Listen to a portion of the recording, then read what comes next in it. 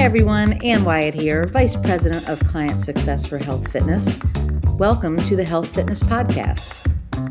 In today's episode, we're discussing a trend that's made our top trends list for the past 2 years in a row now, and that is supporting employee mental health. Joining me to do that today is Tanja Madsen. Tanja is our Senior Director of Product Management for Health Fitness. That's right, she's back, and she is our first repeat guest for the Health Fitness Podcast. So welcome back, Tanja. Thank you so much, Ann. It's fun to be here again. Well, let's have everyone hear a little bit about your background so we can refresh their memory a little bit. So tell us a little bit about you. Okay, sure. My background is I'm a health educator by trade, and I was trained in health education and fitness. And then I've spent my first half of my career really on site, like your team does, working with clients and participants directly. And then I transitioned over into program development and product development so that we could take our learnings and experience and hopefully develop programs that can be used nationally at all of our sites. Fantastic. All right. Well, let's dive in. So nearly 1 in 5 adults lives with a mental illness, and that's according to the National Institute of Mental Health. Tell us how it's showing up in the workplace. Yes, that statistic has stayed pretty constant. And, since the workplace is like a microcosm of our society in general, it's showing up with our coworkers, with our leadership teams, everywhere we look. If you would imagine, on average, 1 in 5 is struggling. It's showing up in different places with possibly reduced productivity, absenteeism, and things like that. So what's hard is that we want our employers to better recognize that their population, some of them are having struggles. And one of the other things that we see is that since COVID, when there was extreme fear, uncertainty, and different challenges, especially social isolation, it took a big toll. And the good side of all of that is that because of the pervasiveness of the impact, there was growing awareness and recognition that mental health is just as important for us to pay attention to as our physical health. Got it. When you think about mental health, I know it's creates stress for, there's things that create stress for employees, right? So there's things, just being a parent and having children, there's stress there. Where else is it showing up? And talk a little bit about that for me too. Yeah, no, thanks, Ann. I think that's what really came about too. Again, from the pandemic, the individuals that have children, in fact, in the United States, about 40% of households have children under the age of 18. Yeah. And parents dealing with school and daycare and work, that's an additional struggle.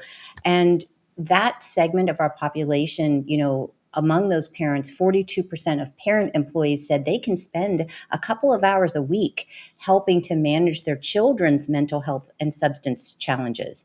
So when we look at some of the statistics there, which were incredible to me, I learned that about 10% or more of youth would be diagnosed with a substance use disorder in their lifetime. And then very similar to adults, 1 in 5 teens and young adults are living currently with a mental health illness. And why we want to pay attention to this segment, even as adults, is that about half or 50% of mental illnesses will begin by age 14 and 75% of them by the mid-20s. So we should really try to intervene much earlier and to help support parents who are dealing with that too.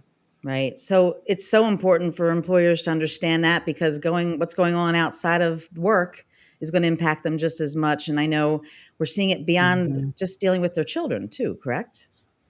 That's right. Think about the sandwich generation, which now seems like it's been always, those who have kids, and then also individuals who are caregivers, either for their parents or other older adults that they have to take care of. These burdens and extra stresses, take a hit on individuals' mental health and mental well-being. So it's very, very true. Right. The other thing that I think we're seeing and it shows up in the workplace, just like in society, is that everyone's being hit with news and natural disasters, tragedies, and negativity. And all of that is, affecting the emotional well-being. So we need to be aware of that and then think about how we can mitigate it and give people the skills to better cope. Right. The news, anything you see, it can be so exhausting, right? So you get it from every angle, like you mentioned, but there's stress in the workplace too, right? It's not just isolated to the things you see outside. That's true. And that even then is mental health is showing up in workplaces depending on the culture. Mm. So if your culture is one in which people don't feel necessarily safe or able to be vulnerable, it's maybe a little bit more suppressed. And that goes back to the stigma, because in some companies still there's a lot of stigma about admitting that you might have depression or anxiety, even if it's well managed. So a lot of employers are, they've done a good effort, I think, to try and address it. And the last few years, that's why it's still a top issue because of all the impacts. It's not something you can get away from at work or in your daily life. All right. So, Tanja, I know you and your team look at mental health on a continuum. So, can you describe for our listeners what that continuum looks like and why we need to know this? Yeah, no, thanks, Ann. We thought about this because more people are probably familiar with the physical health continuum, where you look at your physical health from, a long gradual continuum from peak physical fitness and overall health and strength, and then all the way to disability and death. So with mental health, we thought we could do the same thing, where on the left side of the continuum, you can see you've got good mental health, high emotional well-being. And this is where even if life brings you challenges or if you have stress, you can still be doing well because you've got the skills, the resources, and the mindset to cope with it and bounce back. But sometimes, we move a little bit over on the continuum where we start feeling some stress symptoms because it can drag on. We might not have the energy. Maybe we're not sleeping well, so we're not as able to deal with some of the stressors. And some people might even have some negative coping behaviors. Sometimes people will drink more alcohol or they might overeat or things like that. So that's Hmm. what we see there. And then if we keep moving over to the right, unfortunately, some people might end up getting to depletion where they're Mm. completely exhausted. Like you mentioned before, they've hit Yeah. a wall, they might be burned out, and they have true reduced emotional and mental health at that point. Although it's different than being diagnosed. And so, what we like to show our clients and internally with our coaches too is that we want to be on this proactive and preventive side of the continuum to help participants stay as far left as they can. And if they gradually shift or are suffering, we can give them support and help them learn the skills to move back to good mental health and well being. Okay. And at the same time, we are here to support and refer people out. So if somebody has signs and symptoms or they're really suffering, we can refer them to employee assistance programs, EAP, or a clinical resource, which then can help with mental health issues, diagnosis, and treatment. Got it. So, what are some initiatives that you're seeing employers using to address employee mental health? I know you mentioned DAP briefly there, but this just on the Mhm. preventive and proactive side of things before they're going to need that professional or clinical help. Yeah, sure. I think employers have been trying a lot of things since it's been such a top trend. And ideally, they take a very multifaceted, comprehensive, and strategic approach. Hmm. But starting on the left side, of course, things like exercise and movement are such Yeah. a great way to support people because research has shown that exercise can definitely make an improvement not only with your mood, but even can have a positive impact on individuals diagnosed with mild to moderate depression. Right. So So the exercise doesn't just change your body, it changes your mind too. that's Uh, right. and fitness centers are so important because we know that they can just make it convenient for people to come in there. And I know that's why we're so happy that we can manage them for so many corporations out there. But I know there's other Mhm. things too that they can do. So what else can employers do? Yeah, well, there's a lot of tools, education, skill building, and resources that employers will offer. Some are offering apps, that include taking breathing and mindfulness and Mm. meditation, wellness programs, stress programs, things like that are very popular. And, also lifestyle coaching, because we have group programs, we have programs skills can learn on their own. And then Hmm. sometimes it's really great when you can talk one on one with somebody that you trust and that really understands the context of what's going on in your life. So we do see that lifestyle coaching can be a big help. Right, right. And I know that we train our coaches in MHFA, which is mental health first aid. Can you talk a little bit about what that means and what it is? Yeah, thank you so much. Yeah, all of our coaches and many of our health fitness staff are mental health first aid certified. And this is an actually international program that is a curriculum we did not develop ourselves. Right. That is a curriculum that we deliver. It is a skill-based certification course. So once you complete the course, you're certified as a first aider for mental health. And it teaches the participants to understand and recognize the signs and symptoms of individuals who might be struggling with a mental health issue or even a substance use disorder. And they give you a 5-step plan, and you get to, there's an interactive live part to the session where you see videos of individuals that are struggling. So it takes away some of that discomfort that many times we feel like, oh, I don't know what to say. I might make it worse. How do you Yeah. deal with this? So we've been doing that course for our clients now for over 5 years, and It's we've been taught really hundreds of popular too. courses. Yeah. Mhm. Yeah, it's been really Yeah. popular. We have so many companies that see the importance of it and keep expanding it.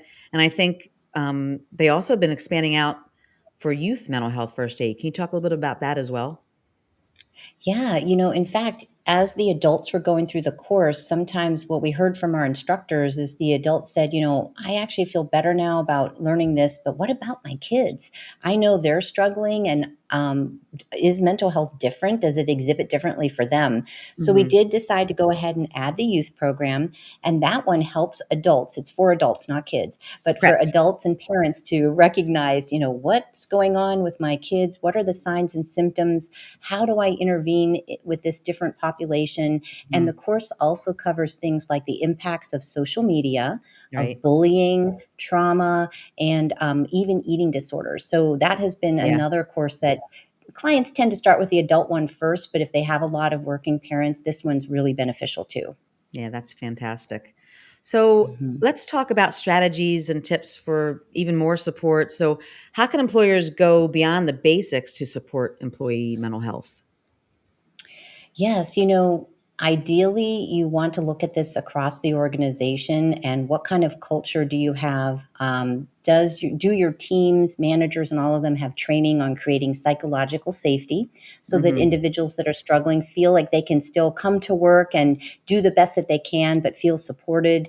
Also, helping individuals build resilience. Hmm. So, all the skills that can really help you, once you've addressed the underlying issue, better cope with difficult situations and challenges.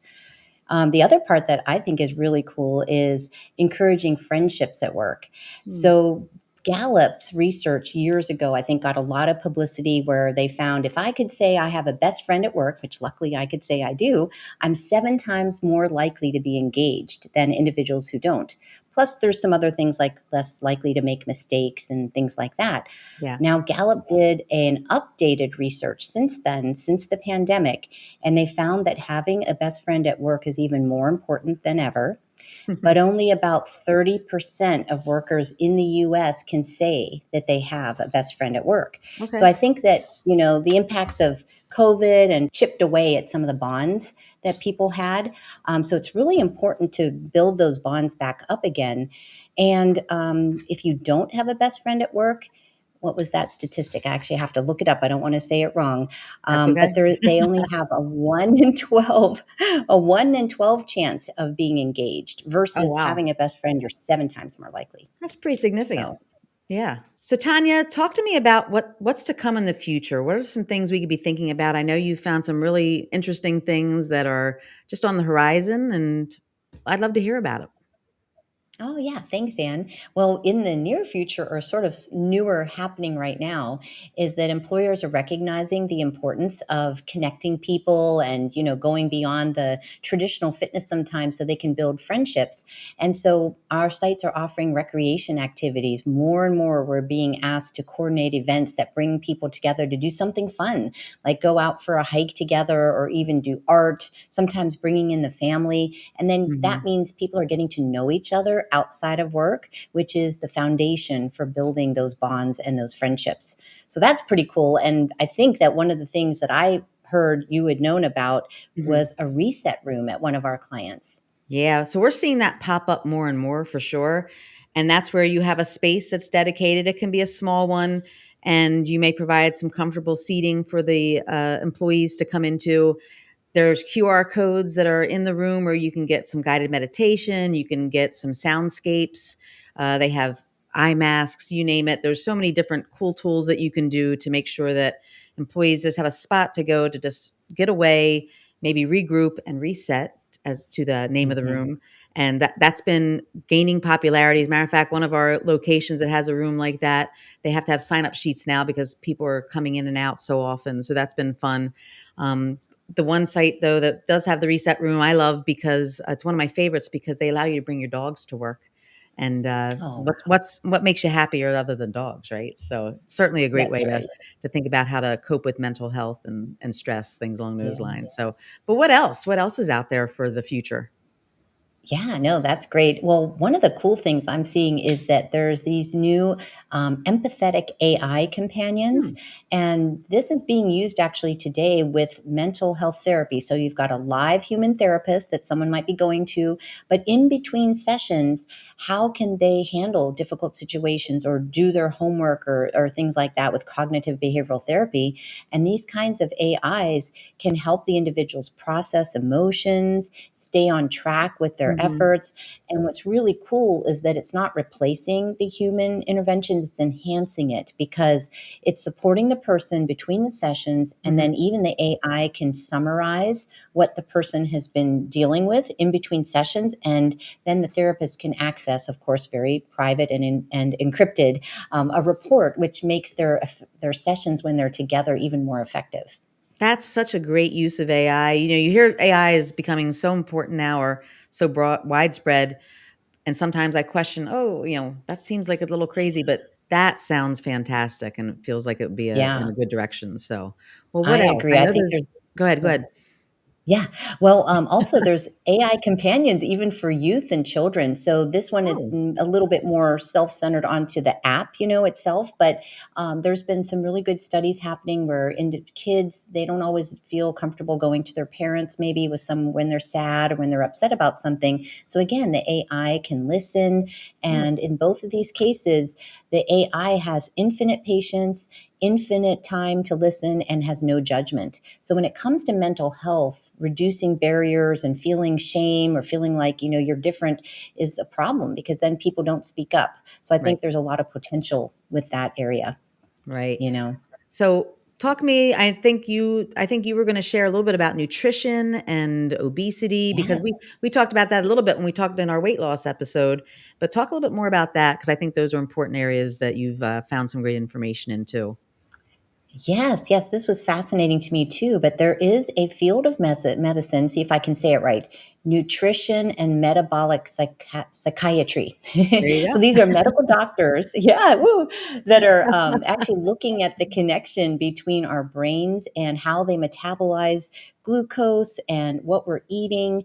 And there's a lot of interesting research and some established research too that is showing the connection between the gut and the brain. And when we have a lot of inflammation in our body, that means we can also have inflammation in the brain, which can then affect our moods and even our mental health.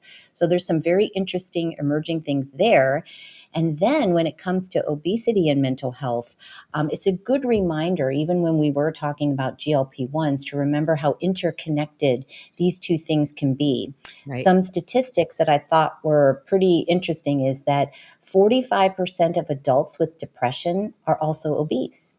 Wow. And if you're obese, you have an 18 to 55% higher likelihood of developing depression Hmm. and a higher likelihood of developing other mental health disorders like anxiety or even eating disorders. And this applies to kids too. The odds of developing a mental health illness or disorder is 7 times higher in kids with obesity. Hmm. So the two are connected, and it's really important to pay attention to our mental health, not just because of the effect, in the workplace, but there's such a connection with our physical health too. So if we could exercise and take care of both at the same time, eat better, take care of both at the same time, that feels like a win-win to me. In the spirit of mental health, I want to know, how do you take care of your mental health?